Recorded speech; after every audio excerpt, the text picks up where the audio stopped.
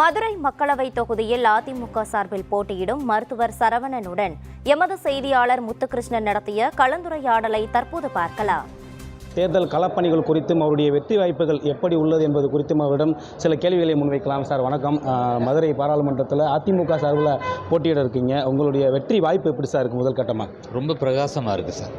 ஏன்னா கடந்த 33 மாத திமுக ஆட்சியில் மக்கள் கடுமையான அவலம் சந்தித்திருக்கிறார்கள், அதிருப்தியில் இருக்கிறார்கள்.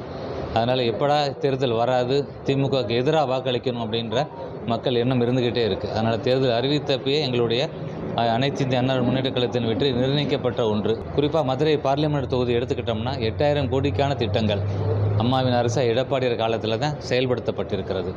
இந்த சாதனை நிச்சயமாக இந்த நாடாளுமன்ற தேர்தலில் பேசப்படும். ஒவ்வொருடைய நிதி அறிக்கையிலும் அவங்க திமுக நிதி அறிக்கையில் பார்த்தீங்கன்னா ஒரு டைடல் பார்க் ஒன்று சொல்லுவாங்க, வராது. மெட்ரோ ரயில் திட்டம் சொல்லுவாங்க, வராது. அவங்க மக்களுக்கு செய்யக்கூடிய எல்லா மோசமான விஷயங்கள்லையும் அதற்கு எதிர்ப்பாக மக்கள் போராட்டங்கள் நடத்தும் பொழுது ஒரு பொது உடைமை கட்சியான கம்யூனிஸ்ட் கட்சியை சேர்ந்த தற்போதைய எம்பிஆர் கூட வெங்கடேசன் அவர்கள் அதில் மக்களுக்கு சாதகமாக கலந்து கொள்ள மாட்டார்கள். பல்வேறு அமைப்புகள் ஆதரவு தரக்கூடிய நிலையில் நிச்சயமாக மிகப்பெரிய வெற்றியை பெறும். 39+1 40 தொகுதியில் வெற்றி பெறும்.